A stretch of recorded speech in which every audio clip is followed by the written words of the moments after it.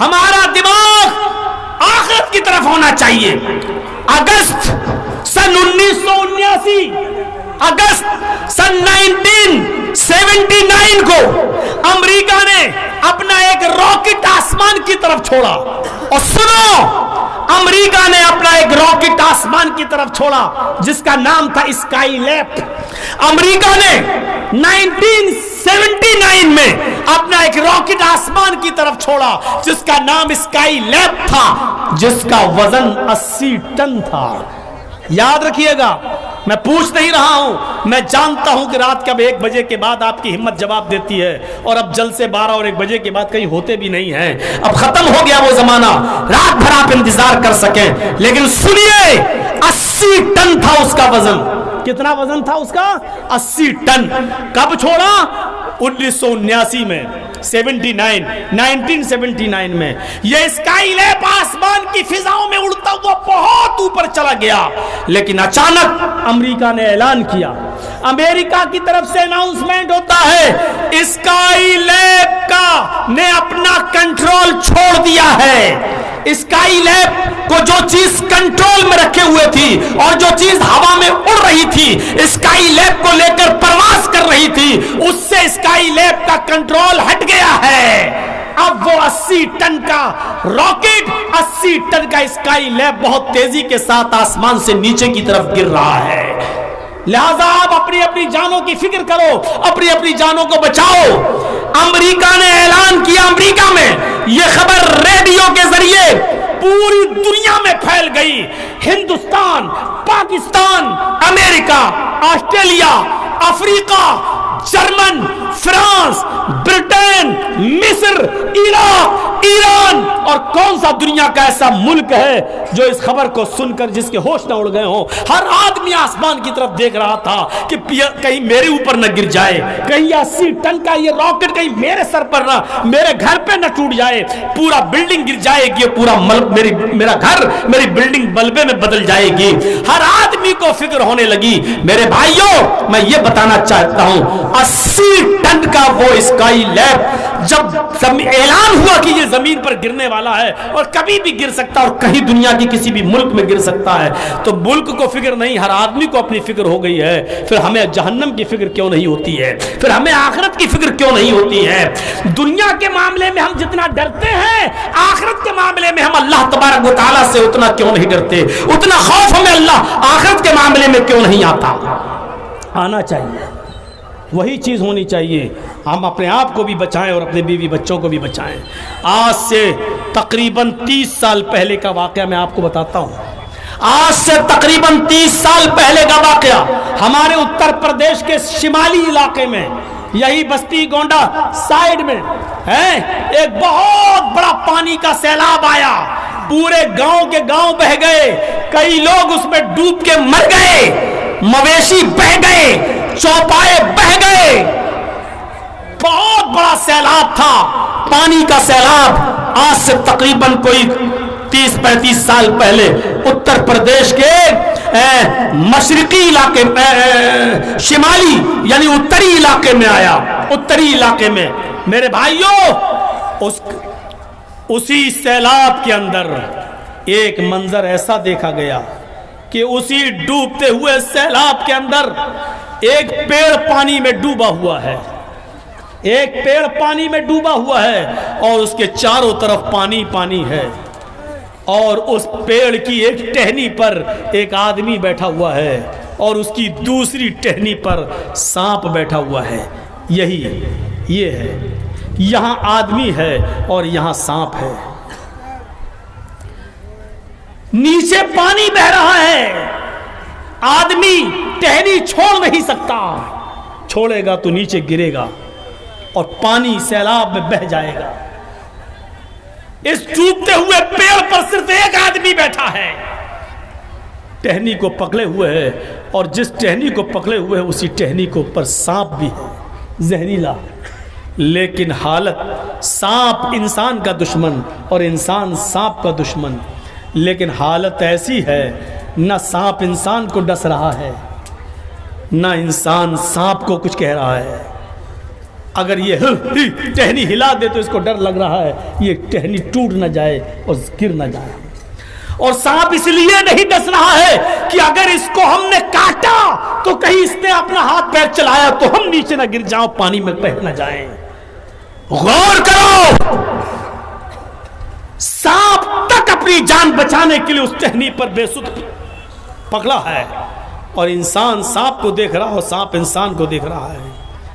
لیکن دوسری طرف منظر یہ ہے کہ اس کے بغل والے گاؤں میں ایسے لوگ بھی تھے کہ آئے اور ان مجبور اور بے بس لوگوں سے کہنے لگے کہ اپنا سامان مجھے دے دو, ہم اس کی حفاظت کریں گے اور رکھ دیں گے, کیونکہ تمہارے گھر تو بہہ گئے, تمہارے مویشی تو بہہ گئے, جو سامان تمہیں بچا ہوا ہے وہ ہمیں دے دو, ہم اس کی حفاظت کریں گے, اور جب تم یہاں سے آؤ تو ہمارے گھر آ جانا, ہم تمہارا سامان تمہیں واپس کر دیں گے. تم ابھی اپنے گھر کو دیکھو.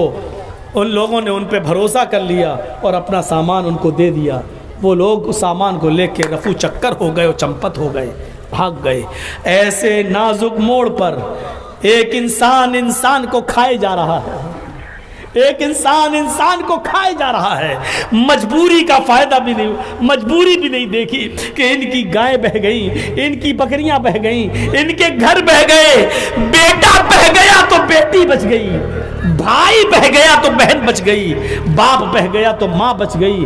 اور ایسے نازک موڑ پر کچھ بدتمیز اور نالائق ظالم قسم کے انسان ان کے گھروں سے بھی سامان اٹھا کر لے گئے اور رفو چکر ہو گئے. ان کی مجبوری کو بھی نہیں دیکھا.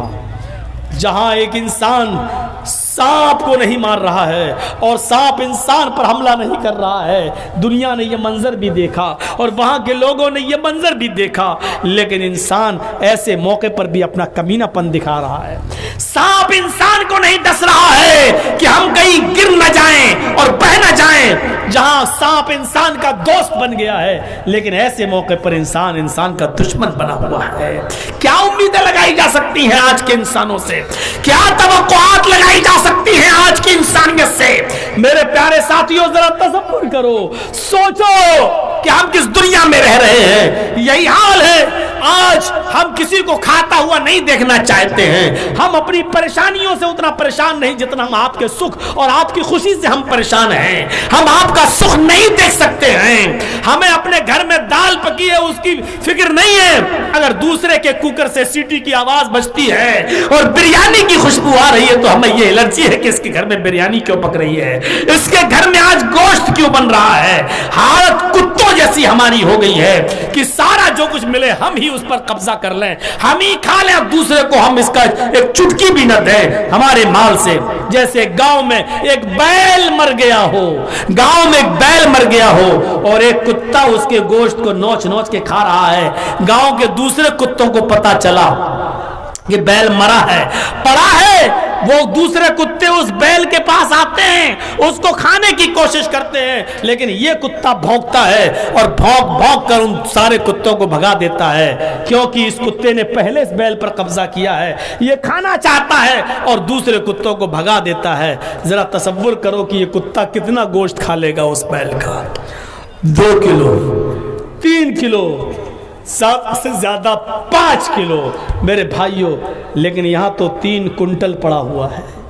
اس بیل کا گوشت 3 کنٹل ہے, لیکن کتے کی صفت ہے برباد ہو جائے, لیکن دوسرے کتے کو ہم نہیں کھانے دیں گے. آج یہی حالت ہماری بھی ہو چکی ہے کہ جتنا بھی مال ملے ہمیں ملے, ہم اس پہ چاہے ہم مر جائیں لیکن کوئی پرواہ نہیں, لیکن دوسرے اپنے بھائی کو اس سے ہم فائدہ حاصل نہیں کرنے دیں گے. یہ کتوں جیسی صفت آج ہمارے اندر آ گئی ہے. میرے پیارے ساتھیوں, اپنے آپ کو اس کتا صفت سے بچائیے, اور جو طریقہ ہمیں محمد رسول اللہ نے بتایا ہے, المسلم اخو المسلم, ایک مسلمان دوسرے مسلمان کا بھائی ہے, وہ صفت ہمارے اندر آنی چاہیے. ہم ایک دوسرے کے لیے قربانیاں دیں.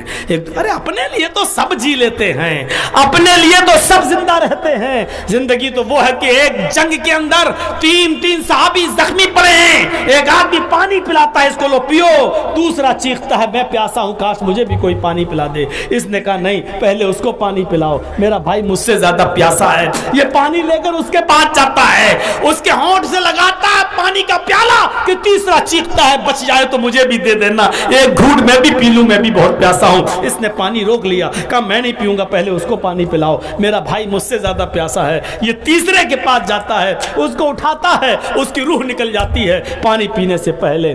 یہ تو چلا گیا, لوٹ کے دوسرے کے پاس آیا, اس کو کوشش کر رہا ہے, دیکھتا ہے کہ وہ بھی اللہ کو پیارا ہو گیا. لوٹ کے پہلے کے پاس آیا, اس کو اٹھایا, ہونٹ تک پانی لگاتا چاہتا ہے, لیکن وہ بھی آب حیات سے اپنی پیاس بجھا چکا ہے. ذرا غور کرو میرے بھائیوں, ابھی تینوں پیاسے ہیں, لیکن میں مر جاؤں لیکن میرا بھائی کم سے کم زندہ. اس نے ادھر ریفر کر دیا, اس نے تیسرے کے پاس بھیج دیا, اور تیسرے کے پاس پہنچنے سے پہلے تیسرا انتقال کر گیا. اس نے سوچا چلو دوسرے ہی کو پلا لوں, وہ بچ جائے, لیکن جب تک لوٹ کے دوسرے کے پاس آیا تو وہ بھی جا چکا. پھر سوچا چلو پہلا ہی بچ جائے, جب تک پہلے کے پاس آیا تو کیا دیکھتا ہے, وہ بھی اللہ کو. یعنی ایک دوسرے کے لیے. یہ اسلام ہے میرے بھائیوں, یہ زندگی ہمارے اندر آنی چاہیے. وَاذْكُرُوا نِعْمَةَ اللَّهِ عَلَيْكُمْ إِذْ كُنْتُمْ أَعْدَاءً فَأَلَّفَ بَيْنَ قُلُوبِكُمْ فَأَصْبَحْتُمْ بِنِعْمَتِهِ إِخْوَانًا. اللہ کی اس نعمت کو یاد کرو جو اس نے تمہاری اوپر کی ہے. اللہ کی اس نعمت کو یاد کرو جو اس نے تم پر برسائی ہے, کہ تم آپس میں ایک دوسرے کے حریف تھے, تم آپس میں ایک دوسرے کے دشمن تھے.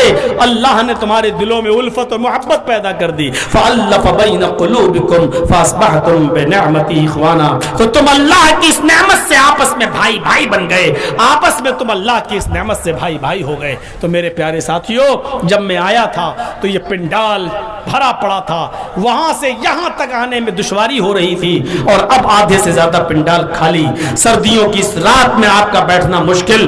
1.5 گھنٹے کی اس تقریر پر میں اپنی بات کو ختم کروں گا یہ التجا کرتے ہوئے کہ آخرت کا خوف ہمارے اور آپ کے دلوں میں ہونا چاہیے, خدا کا ڈر ہمارے اور آپ کے دلوں میں ہونا چاہیے, اپنے آپ کو اور اپنے بیوی بچوں کو جہنم کے عذاب سے ہمیں اور آپ کو بچانے کی فکر کرنی چاہیے. اور انشاءاللہ یہ محمد رسول اللہ کے بتائے ہوئے طریقے پر جب ہم اپنی زندگی کو گزاریں گے تو انشاءاللہ ہم اس زندگی کو کامیاب بنا لیں گے, اور پھر آخرت میں بھی ہم کامیاب ہوں گے. اور اسی لیے جلسے ہوتے ہیں, اور آئندہ جب آپ جلسہ کرائیں تو کوشش کریں کہ 1 بجے تک جلسہ چلے, اور 1 بجے میں آپ مدرسے کا چندہ بھی کر لیں.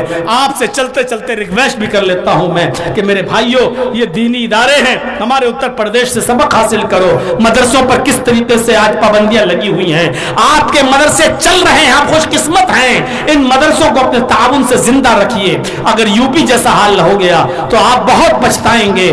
ان اداروں سے علماء پیدا ہوں گے جو اس دین کی حفاظت فرمائیں گے. میرے پیارے ساتھیوں, اگر میری بات پر بھی آپ لبیک کہتے ہوئے اسٹیج پر کچھ ڈال جائیں, دے جائیں, تعاون کر جائیں, تو میں سمجھوں گا کہ آپ نے میری بات رکھ لی, آپ نے تعاون کیا ہوگا, دیا ہوگا پیسہ. میں منع نہیں کر رہا ہوں, لیکن میری بات مان کر بھی اگر آپ دے دیں گے تو ایک محبت کا پتہ چل جائے گا کہ آج اس دھرتی پر 20-25 سال سے جو میں چلا آ رہا ہوں, بہار, بنگال, جھارکھنڈ, تو واقعی آج بھی آپ کے دلوں میں ہماری محبت ہے اور جاگی ہوئی ہے, اور آج بھی آپ ہمیں لائق اور پسند کرتے ہیں. یہ دیکھنا بھی ہے مجھے. تو آپ اسٹیج پہ ڈالتے جائیں. اللہ تعالیٰ آپ کو اس کا جزائے خیر عطا فرمائے. اللہ سے میری دعا ہے کہ العالمین ہماری خطاؤں کو معاف فرما دے, ہمارے گناہوں کو بخش دے, ہم جمیع مسلمانوں کو اتفاق اور اتحاد کے پلیٹ فارم پر قائم فرما دے, ہم سب کو آپس میں بھائی بنا دے. ان مدرسوں کی حفاظت فرما اے اللہ, ان مدارس اسلامیہ کو زندہ اور پابندہ رکھ اے اللہ. ان کے ذریعے جو ہے اسلام کے سپوتوں کو پیدا فرما الہ العالمین. جب تک تو ہمیں زندہ رکھ, اسلام پہ زندہ رکھنا, اور جب ہمارا خاتمہ ہو تو ایمان پر ہمارا خاتمہ فرمانا. وما علینا الا البلاغ المبین وآخر دعوانا ان الحمد للہ رب العالمین. السلام علیکم ورحمۃ اللہ وبرکاتہ.